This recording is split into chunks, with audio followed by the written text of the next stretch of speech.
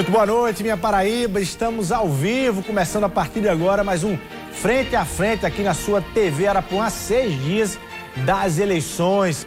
Semana decisiva aí para os candidatos e para os eleitores. Quem ainda não se decidiu tem até domingo para definir. E nesse sentido, há tempos que se pergunta até que ponto as redes sociais influenciam nas escolhas e, sendo assim, até que ponto vale a pena ter um exército digital atuante. Vamos conversar sobre isso hoje à noite com um especialista que tem dados e que vai revelar quem está ganhando a batalha na internet nessas eleições no Brasil e aqui na Paraíba. Será que quem ganha nas redes também vence nas urnas? Vejamos, acompanha aí. Frente a Frente, tá no ar.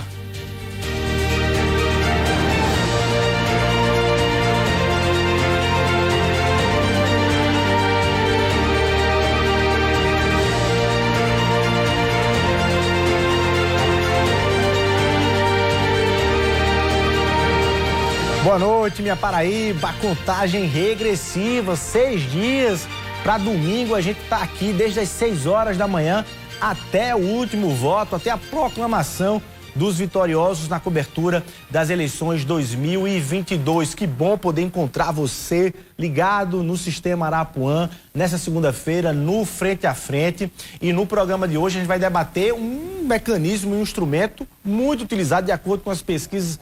Quase 50% da população consome o conteúdo das redes sociais para poder decidir seus votos. Vamos conversar hoje sobre isso. Tenho um prazer aqui, a alegria de ter um especialista no tema. Eu estou falando de Alec Maracajá, ele que é especialista em processamento de dados, em Big Data, é o proprietário aí, condutor da Ativa Web, empresa de marketing digital, que trabalha também com questão de análise nas redes sociais e nas mídias digitais. Alec, muito boa noite. Seja muito bem-vindo aqui. Prazer tê-lo aqui no Frente a Frente hoje à noite. Valeu, Luiz. É uma satisfação também estar aqui. Já fazia um bom tempo que a gente vinha conversando para a gente bater esse papo aqui e para mim é uma satisfação. Bom demais, porque muita gente pergunta até onde vai o poder das redes sociais, né? E principalmente quem é que está ganhando essa guerra, nessa disputa presidencial e também aqui no estado. Sim. Mas para a gente começar, como é que você começou a tratar desse tema? Como é que você entrou nesse ramo da comunicação especificamente?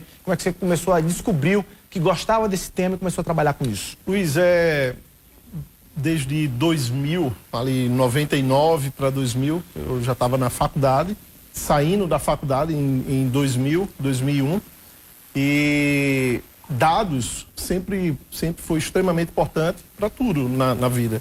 E no início das redes sociais, no início do Mirk, aquele bate-papo que a gente tinha de mensagens instantâneas, e com o surgimento do Orkut, foi quando começou a esses dados começar a ser gravados em servidores. Então, a partir desse momento a gente tinha como saber: o Luiz gosta de surfar, Luiz gosta de skate, Luiz também gosta de música clássica. Então, com essas... Ou seja, aquela velha história do levantamento do perfil com base na minha navegação. Da sua navegação. Então, em 2000, 2001 foi o início das redes sociais, Orkut, naquela época, com o início do armazenamento desses dados por grupos de empresas que começou a deter esses conteúdos. Queria vender mais especificamente. Exatamente. Ou queria entregar mais conteúdo que Luiz gostaria. Então, Luiz gosta de surfar e gosta de música clássica. Eu quero encontrar Alec, que também gosta de música clássica e que gosta de surfar. Então, eu vou conectar os dois. Então, começou a criar redes de pessoas com interesses em comum. Isso foi o início da descoberta desses dados. Certo. A partir desse momento, vem o quê? Vem as estratégias de mineração de dados. Opa, eu vou começar a pegar. Como a gente trabalha na faculdade, a gente trabalhava com programação, Então, a gente... Só para entender, e a formação e o curso era de computação? De computação, isso. Tá? Não era comunicação nem publicidade? Não, era técnico mesmo, a gente vivia nessa brincadeira de navegação, passar 24 horas conectado para tentar ter mais conhecimento porque era, na realidade, naquela época, Luiz, em 2000, 2001, a internet era literalmente um espaço. Quando a gente se conectava, a gente vivia um mundo que a gente tinha que vasculhar muito para encontrar os dados que a gente queria. Hoje não, hoje a coisa é muito mais acessível. É acessível e o conteúdo já é pré-pronto para o meu gosto. Mas... impressiona. Hoje quem está nos acompanhando certamente já deve ter passado por isso. Às vezes a gente só menciona que gostaria de viajar para Pipa nesse final de semana e de repente começa a aparecer um monte de anúncio de hotéis e pousadas em Pipa. Isso. Aí vem aquela história de antes.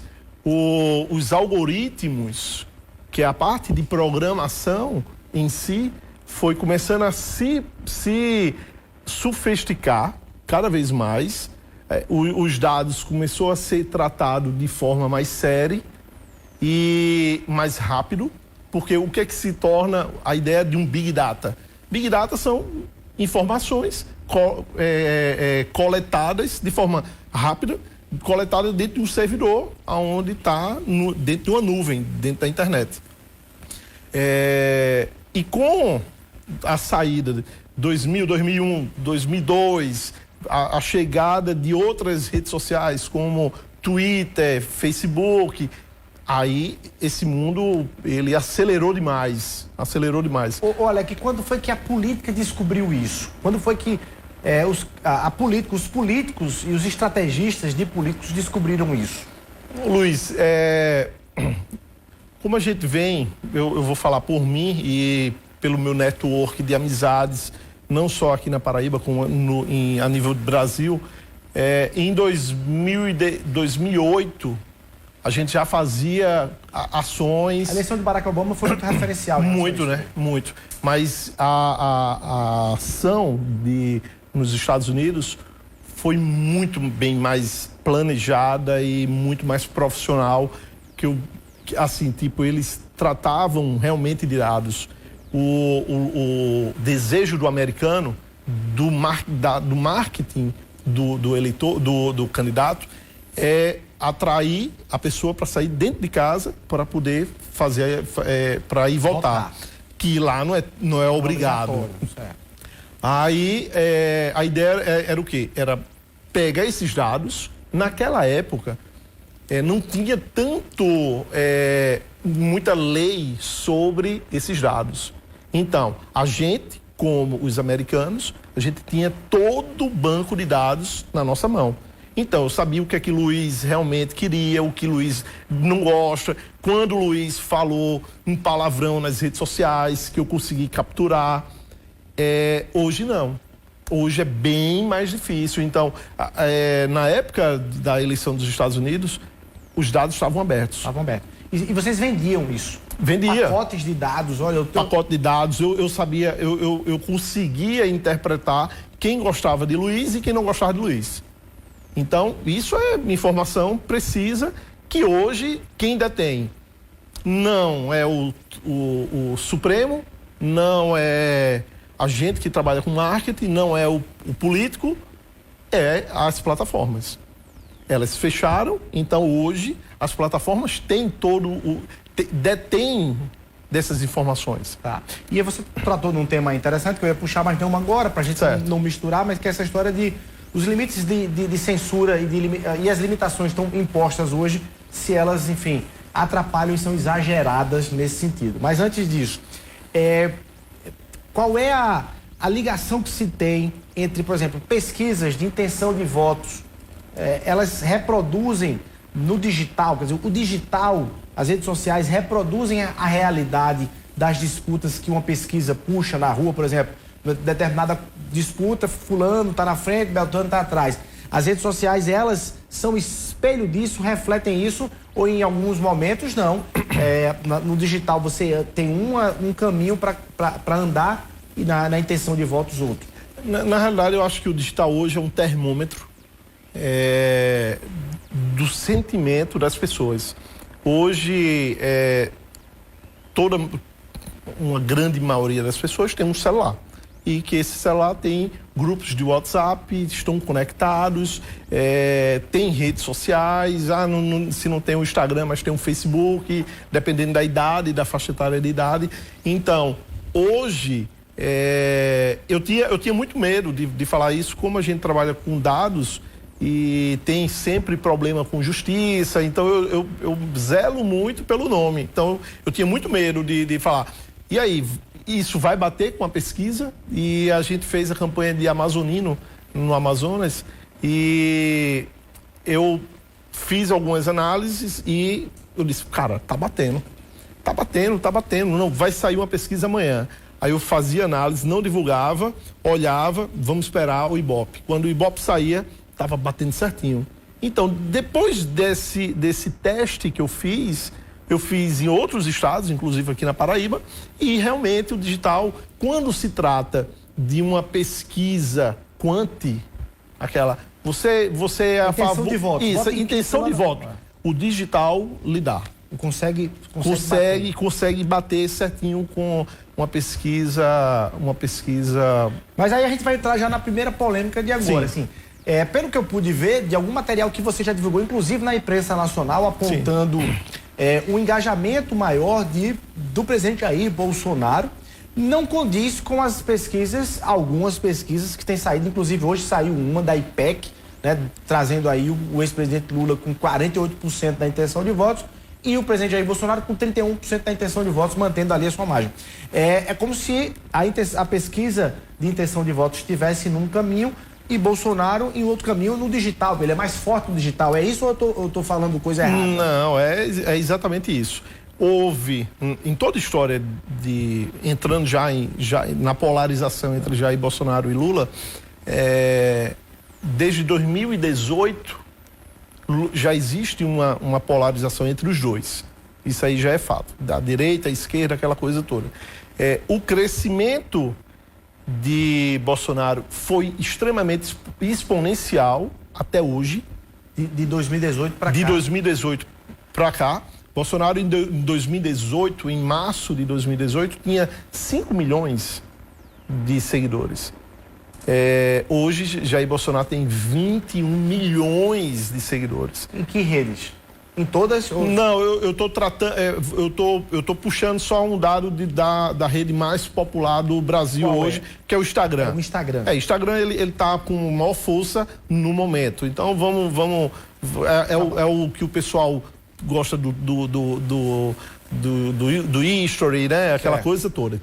Então, tratando de rede social mais popular do Brasil, Bolsonaro ele tá na frente no Facebook, tá na frente no Instagram, tá na frente no Facebook, Instagram, LinkedIn, Twitter. Então, todas as plataformas, Jair Bolsonaro ele tem um crescimento exponencial e continua. E que você atribui isso? Cara, eu acho que a gente que trabalha com política, de 2018 para cá, a política vem se renovando. É difícil a gente conversar com a turma que faz campanha tradicional, os marqueteiros, porque a gente vai tocar numa ferida, que é o quê? A comunicação, é saber falar com a pessoa do outro lado. A campanha de 2018, a campanha dos Estados Unidos, foram campanhas relativamente simples, em produções, mas sabendo falar com a ponta. Não, porque o digital... Cara, o digital é um meio, do jeito que a gente está aqui no meio da comunicação de rádio, de TV, televisão.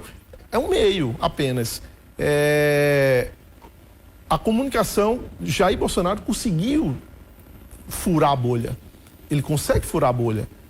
Seja positivo em alguns momentos e seja negativo em outros momentos, que durante a pandemia a gente teve altas baixas e crescimento ao mesmo tempo, mas hoje o digital é saber falar com a ponta. No caso de Bolsonaro, é o conteúdo polêmico que ele tem ainda, mas eu estou falando para ele ter entrado de forma tão forte no digital. Porque o ambiente digital é um ambiente, aí eu vou usar Balzac, né? Sim. A polêmica é o pedestal das celebridades.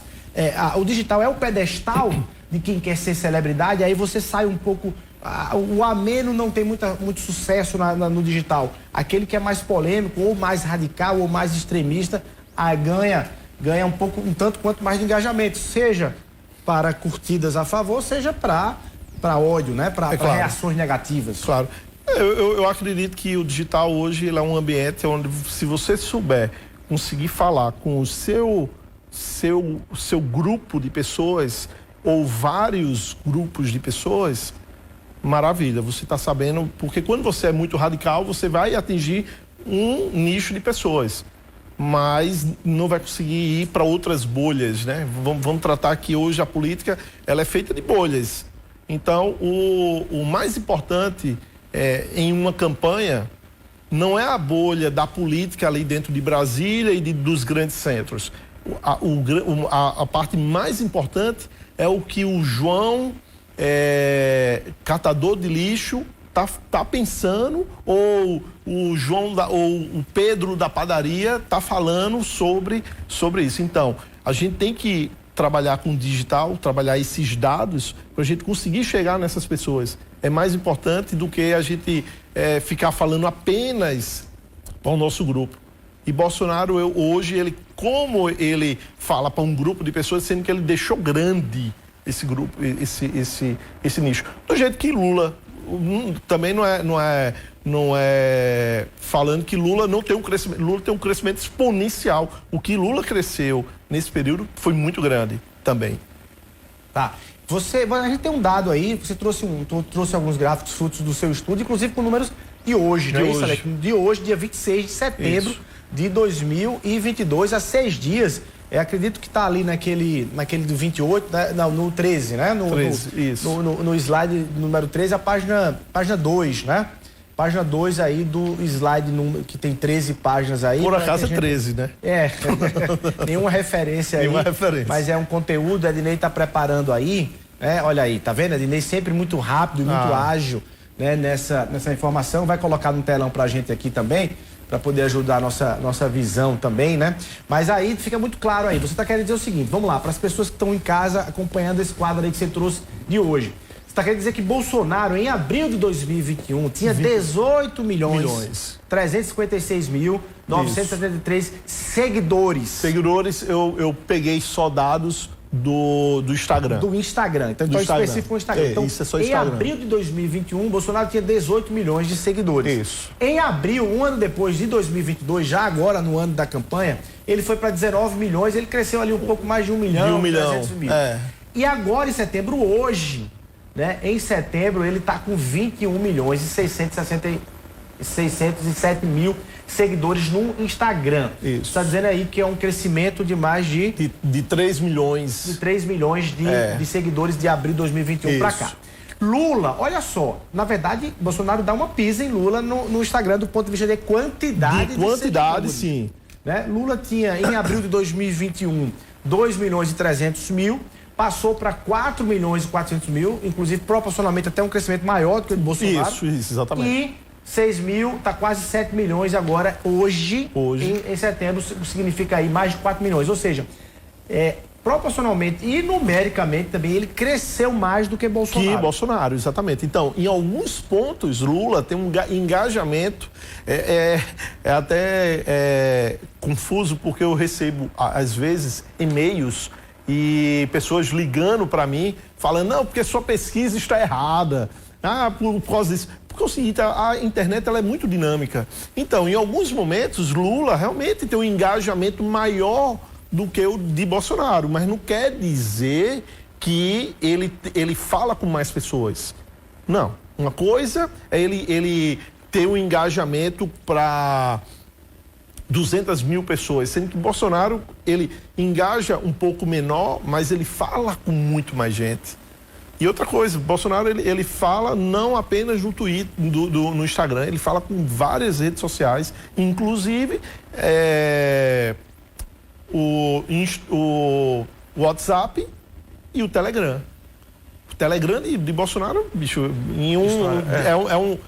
uma notícia ele espalha para 7 milhões de pessoas instantâneo. E me impressionou uma pesquisa que saiu pelo Data Senado, Instituto Data Senado, de 2019, na verdade, mas ela aponta ali que apontava que 45% dos eleitores brasileiros, assim, decidem o seu voto com aquilo que consomem nas redes sociais. E aí o WhatsApp teria ali daquela influência, daquela informação que circula. Se você para um candidato, Alex, você olha quando você, diante de um candidato, de uma campanha, você olha assim, se você quiser fazer o guia eleitoral na TV, não faça. Agora, não ignore, não trate mal ou de qualquer jeito a questão do digital. Cara, eu acho que se a gente fosse voltar atrás, 4, 5 meses atrás, e a gente fosse fazer a campanha de algum candidato desses, a primeira coisa, eu não ia querer o grande publicitário, eu ia querer o grande sociólogo, um grande antropólogo, pessoas que entendem da cabeça das pessoas. A gente, hoje, o grande problema é esse, que a gente não está sabendo falar com ponta. De repente, conteúdos mais simples, a gente chega na ponta. Uma foto normal, feito por um selfie, mas passando uma mensagem importante, ela chega na ponta. E hoje, uma preocupação, não só minha, eu também como diretor de uma entidade nacional de agências digitais, a nossa preocupação é com a desinformação, o fake news, o conteúdo que está sendo jogado para atrair essas pessoas de forma falsa ou notícias que não tem nenhum sentido, né? E tem um dado que 60% das pessoas que estão conectadas já foi pego compartilhando uma fake news. Ou seja, 6 entre cada 10 usuários já mandou uma fake news sem saber que é fake news. Porque o segredo e o sucesso de uma fake news são robôs o tempo todo ali enviando essa notícia, chegar em Luiz, humano, e Luiz entender e compartilhar. E captar aqui. Aí o sucesso da fake news chegou no humano e o humano compartilhou. E aí eu lhe pergunto, qual é a preocupação, qual é o grau de preocupação que um candidato deve dar a responder, questionar, rebater e esclarecer fake news? Ele deve ignorar, dizer, não tem condições, gente, não tem condições de acompanhar tanta fake news, tanta mentira que vem contra a gente, vou deixar isso de lado. Ou ter que criar um grupo específico para ir derrubando fake news. Luiz, o Supremo entrou numa parceria com todas as plataformas há 5 meses atrás, antes da eleição. O Alexandre de Moraes, junto com todas as plataformas, um termo de cooperação. Cara, eu preciso. A minha equipe e a equipe que existe hoje no Brasil, nos tribunais, eleitorais, não tem a velocidade e é impossível, Luiz. É impossível o combate da fake news. É impossível. Hoje a gente está aqui há 20 minutos. O que já foi gerado de conteúdo nesse tempo, dentro da Big Data, é enorme. É enorme. É o aluno que, nesse momento, saiu da universidade, tirou o selfie com um amigo, ou comentou sobre a aula.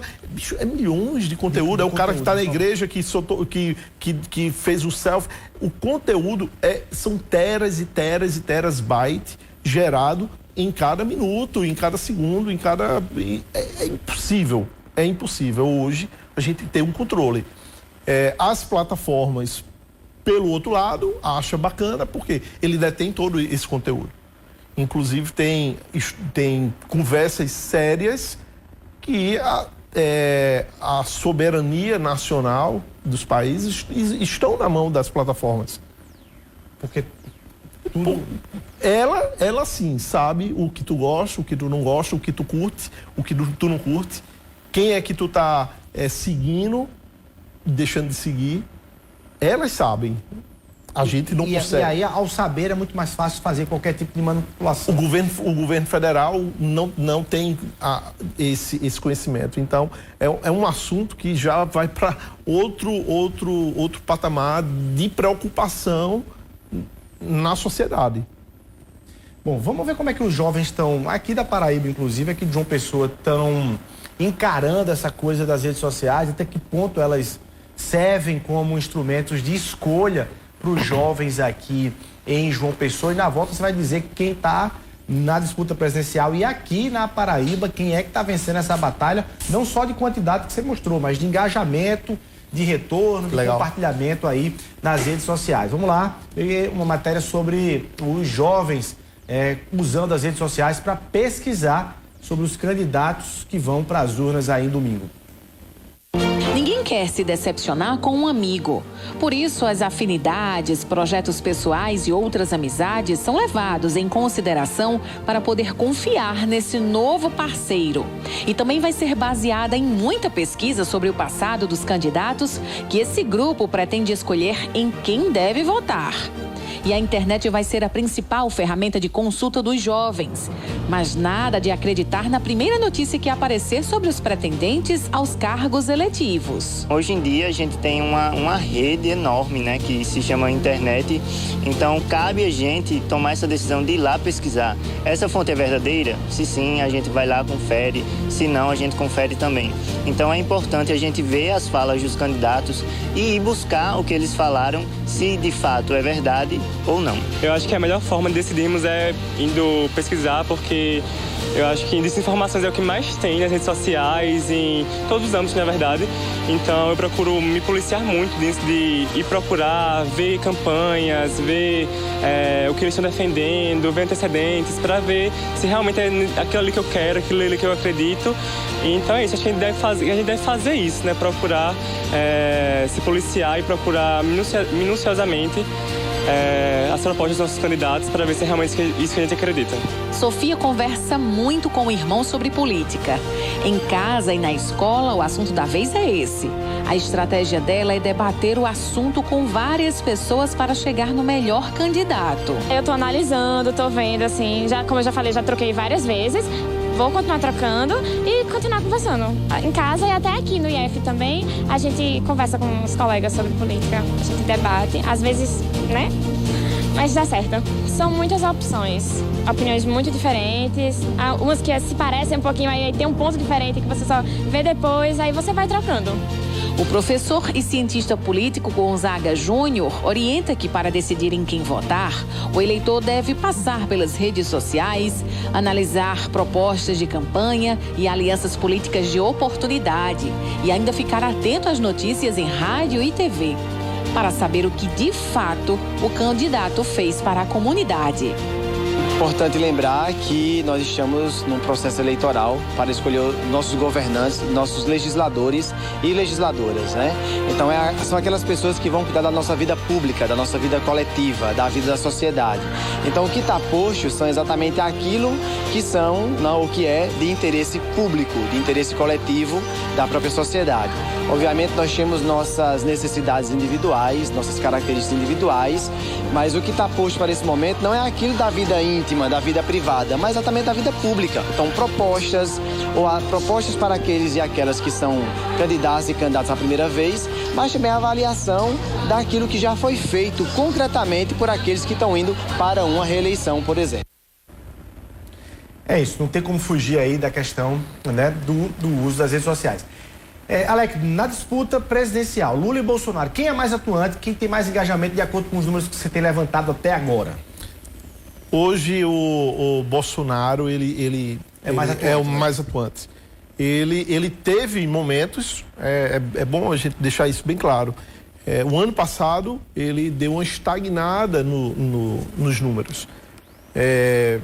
Mas quando virou a chave para 2022, janeiro ele teve problema, mas em fevereiro, março ele entrou em campanha, puxou a militância, puxou aquele desejo que estava negativo dele, ele tinha uns pontos negativos da pandemia, de vários pontos, mas ele conseguiu puxar essas informações. A gente tá vendo na tela aí, precisa até colocar aqui pra gente, bom, tá vendo aí um quadro de Bolsonaro e Lula. Explica pra gente, esse vermelhinho aí dos dois, é o quê? Pronto, o que é que a gente tá vendo logo aí?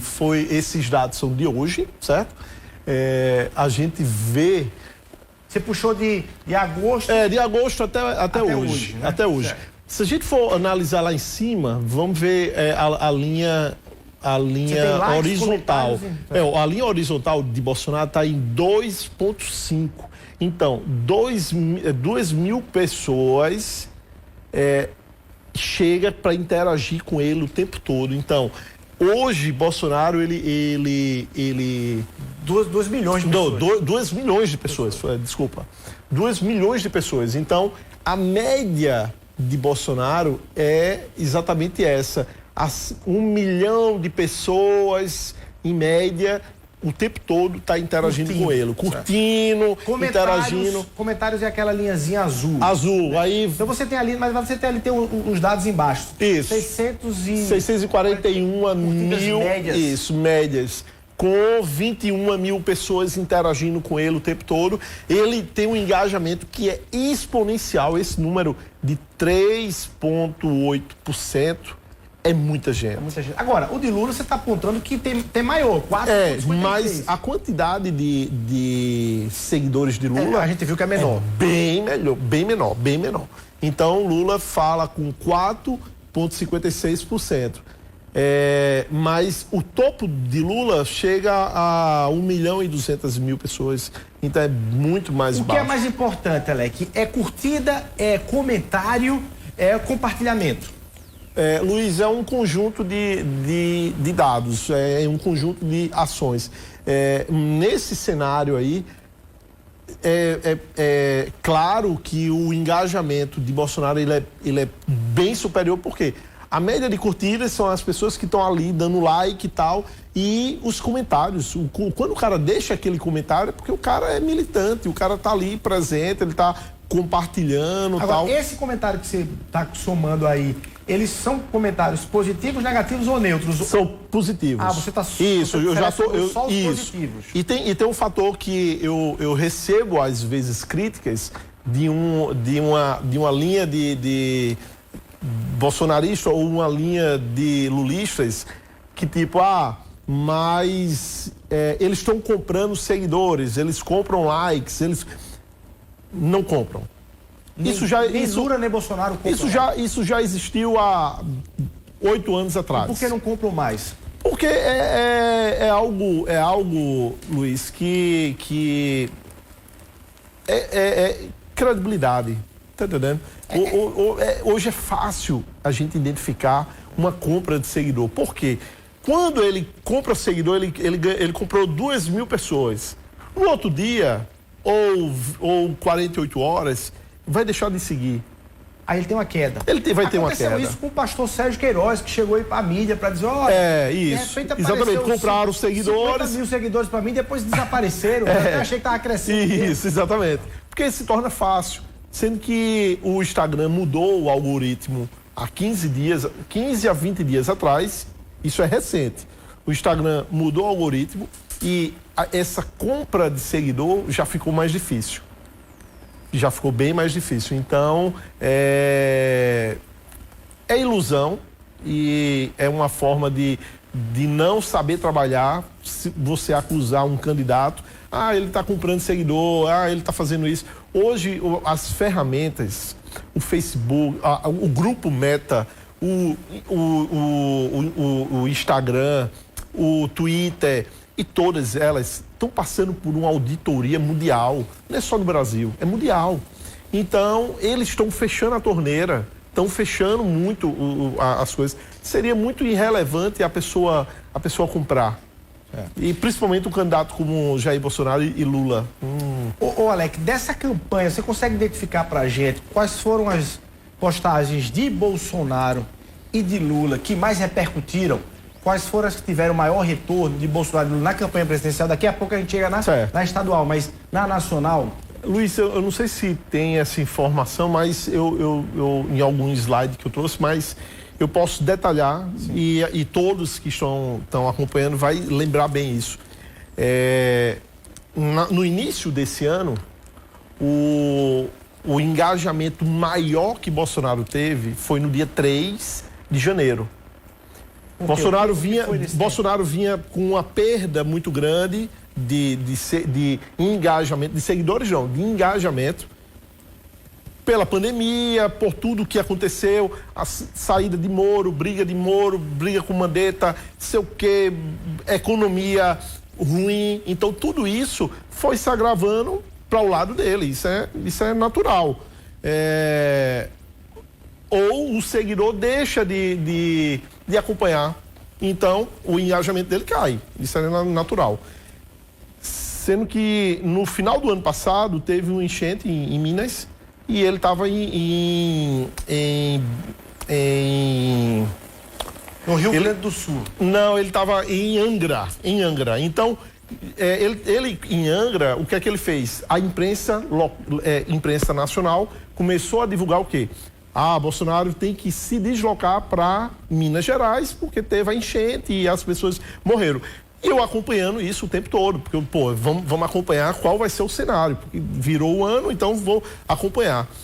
E Bolsonaro não foi, isso foi extremamente negativo, o engajamento dele começa a cair novamente quando ele muda a chave. Ele mudou a chave o quê? Mexeu com o sentimento do povo brasileiro. Qual foi essa chave dele? Foi quando ele foi para o hospital com um problema na cirurgia dele. Ele tira uma foto, é isso que eu estou falando, que não há necessidade de uma alta produção. Ele tirou uma foto na cama. Na cama do hospital. Ele criou uma sensibilidade. Exatamente. O cara... Ele passou mal porque comeu camarão, não foi? Camarão. Aí resgata aquele sentimento. Meu pai, os filhos... Meu pai está nessa situação por causa do atentado que ele recebeu. Então ele cria essa... Até brincado, não foi camarão, foi Lula que fez ele passar mal. Isso. Tem essa foto aí, né? Acho que tem essa foto aí. Né? E o de Lula, na mesma época, foi Lula com Dilma. Lula com Dilma. Qual foi? Uma foto, Lula e Dilma. Essa daí, eu acho que essa é de agosto de 2022.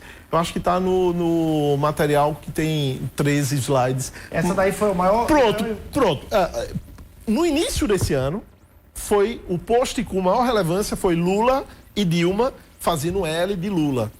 E agora eles repetiram novamente, em agosto, mês passado, essa mesma foto. Foi essa foto daí. Isso. Que em janeiro dado isso.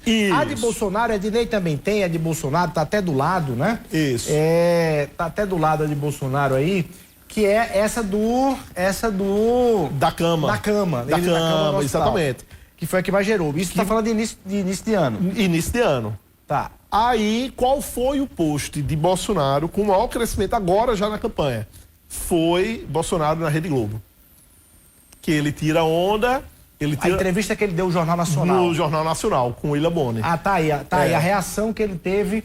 Foi uma enorme satisfação participar do pronunciamento. Todo mundo lembra disso, né? Foi uma enorme satisfação participar do pronunciamento do Willa Boni, ele ri e tal. Ele debocha. Isso. Aí deu quanto isso aí? 2 milhões de pessoas. 2 milhões de pessoas curtiram. E isso apenas no Instagram. Então vamos colocar aí que... Você tem 94 mil comentários. 94 mil pessoas. Isso foi um print tirado um dia, né? Então, isso aí já cresceu muito mais. O crescimento de Bolsonaro é exponencial. Ele é realmente um cara... De fenômeno de redes. Ele consegue chegar na ponta. E eu acho, Luiz, a gente tem que acabar com essa história de rede social, cara, hoje é comunicação, é tudo. Bolsonaro ele faz o pronunciamento e o Pedro, que é taxista, ele tá ali acompanhando e ele vai levar... Chega na família dele, então chega em todos. Essa coisa da live que ele faz toda semana, é algo... É algo que tá na essência dele, né? Tá na essência dele. Então, ele sabe, Luiz, não tem menino besta, não. O cara, ele sabe fazer comunicação, ele consegue chegar na ponta. Inclusive confrontando os grandes sistemas de comunicação. Isso, e como Lula também chega na ponta. Lula cresceu exponencial. Se a gente for analisar Lula, ele cresceu 2 vezes mais do que o tamanho dele. Então, essa turma chegou sabendo chegar na ponta. O problema é que existem bolhas, né? Inclusive, eu tive uma reunião em São Paulo com pessoal de Lula falando sobre o posto de Dilma. Eu falei, cara, o posto de Dilma é relevante, sendo que o posto de Dilma não sai da bolha. Não adianta eu falar com 4 milhões de pessoas para concorrer com o Bolsonaro. Para eu concorrer com o Bolsonaro, eu tenho que sair da bolha para falar com 17 milhões de pessoas, 20 milhões de pessoas. É isso que a gente tem que saber. Aí, Alec, e as pesquisas atuais? Cara, hoje eu entendo que Bolsonaro ele tem um crescimento exponencial no digital, e se a gente for analisar friamente, no cenário do Brasil, a insatisfação que o brasileiro tem com a política, eu acho que está meio a meio. A política hoje, a sensação, a gente tem em média de 30% dos brasileiros que estão insatisfeitos e não tem uma via. E não tem uma satisfação nem da direita nem da esquerda. E queria uma opção. E queria outra opção. Ok, vamos para o intervalo comercial e no próximo bloco aí é só Paraíba. Você vai dizer quem é que tá ganhando essa batalha. É João Azevedo? É Pedro Cunha Lima? É Veneziano? Ou é Nilvan Ferreira? Tô curioso para saber quem é que tá ganhando essa batalha nas redes sociais aqui na Paraíba. Rapidinho, 1 minutinho só e a gente volta aqui no Frente a Frente.